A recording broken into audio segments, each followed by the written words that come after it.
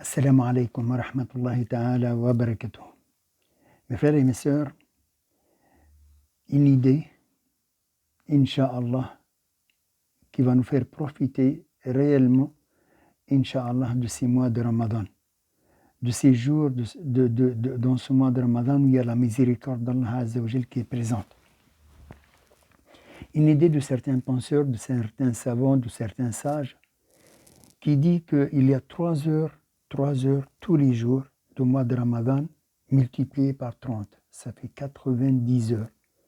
3 heures par jour tout le mois de Ramadan, ça fait 90 heures, 90 chances de nous rapprocher d'Allah Azza wa Jal et de nous faire pardonner nos péchés. La première qui te vient à l'esprit, c'est l'heure où tu vas rompre ton jeûne. Sa'atun qabla fitrak. Nabi alayhi salatu wassalam akhbar anha. قال للصائم فرحتان. Le jeûneur, il a 2 joies. La première, عند fitra, l'heure au moment de rompre le jeûne. On est tous contents. Wallah, on est tous contents. Peu importe ce que tu prennes comme moyen de rompre ton jeûne, une date, un verre de lait, baghrira, harira, shurba, tu es content. Et bien sache que pendant ce temps-là, le dua, il est accepté. C'est une sa'a, pendant cette heure-là, où le dua est accepté. Donc, qu'est-ce que tu dois faire? Pendant toute cette heure-là, tu te prépares pour que ton dua, il passe directement, Inch'Allah. Tu prépares tout ton ftour, tout ce que tu as besoin pour pouvoir rompre le jeûne, ta table, tout ça, tu prépares tout.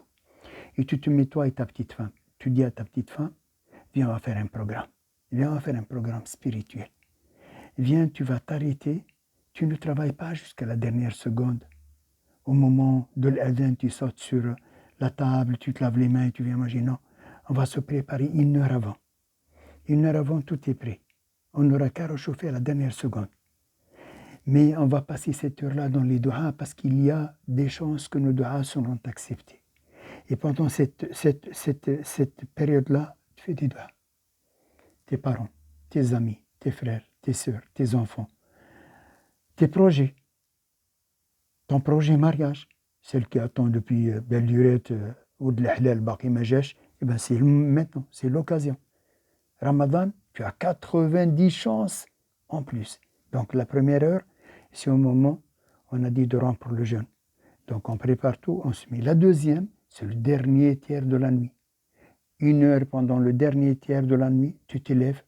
Le dernier tiers de la nuit, à partir de 2 heures, 3 heures du matin, 4 heures du matin, tu es toujours dans le dernier tiers de la nuit.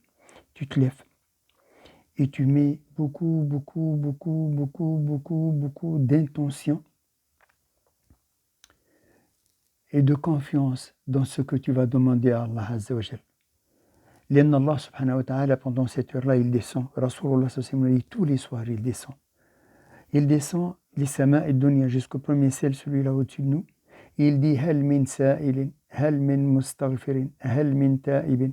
Y a-t-il quelqu'un qui me demande, y a-t-il quelqu'un qui me demande pardon, à qui je pardonne? Y a-t-il quelqu'un qui a besoin de quoi que ce soit? Allah Azza wa Jalla, il exauce. Et bien celle-là, cette deuxième heure-là, tu l'oublies pas. La première, on a dit au moment de rompre le jeûne. La deuxième, c'est en plein tiers de la nuit. Et la troisième, la dernière, c'est après Salat al-Subh. Après Salat al-Subh, mon frère et ma soeur, tu as 1 heure avant le shuruq. Pendant tout ce temps-là, tu te dois de rester dans l'istighfar, la lecture du Coran. On a dit ce programme de cette année-là, Inch'Allah, bi'idnillah, un hizb le matin, un hizb l'après-midi et un hizb le soir. Ça fait 3 hizb. Allahu Akbar. Si vous faites ça, vous allez pouvoir bénéficier de quelque chose de particulier, bi'idnillah, et qui sera facilité. Si Allah il sait que dans votre cœur il y a du bien, il vous facilitera ce bien. Mais sachez qu'après Salat al-Subh, si vous restez jusqu'au shuruq, vous revenez, vous rentrez chez vous avec le gain d'un hajj et d'une umrah tamatan, comme si vous aviez effectué un pèlerinage et une umrah. Rasulullah sallallahu alayhi wa sallam vous le dit. Allez, suivez cette recommandation-là, ce conseil-là, et mettez cette intention-là, Inch'Allah, en place pour que dès que le Ramadan, Inch'Allah, dès qu'il arrive et il ouvre, Inch'Allah, ses portes, vous allez mettre toute cette préparation au préalable dans votre intention, dans votre niya, et vous allez la mettre en application. Après, vous allez faire beaucoup de doigts. 3 doigts, vous ne les oubliez jamais. 3 doigts, vous ne les oubliez jamais dans votre sujoud. Allahumma ya muqallib al-qulub thabbit qalbi ala dinik. Oh Allah, toi qui renverse le cœur et qui fait que le cœur des fois se retourne, fais que mon cœur résiste sur ta religion. Ça, c'est la première. La deuxième, Allahumma rzuqni husna al-khatima. Allahumma rzuqni husna al-khatima. Oh Allah, donne-moi une bonne fin de vie. Ya Allah, rzuqni husna al-khatima. Ya Allah, thabbit qalbi ala dinik. La troisième, Rabbi ighfir li wa li walidayya. Rabbi ighfir li wa li walidayya. À chaque sujoud, Rabbi ighfir li wa li walidayya. Sur ce, je vous confie à Allah Azza wa Jal. N'oubliez pas une petite quatrième. Et ya Allah, pardonne à Ami Hassan. Pardonne à Ami Hassan. Vous savez que là, il y a un ange qui te dira, et toi aussi, Allah, Inch'Allah, il te pardonne. Salam alaikum wa rahmatullahi ta'ala wa barakatuh. Je vous aime fillah. À très bientôt. À la prochaine. Salam alaikum.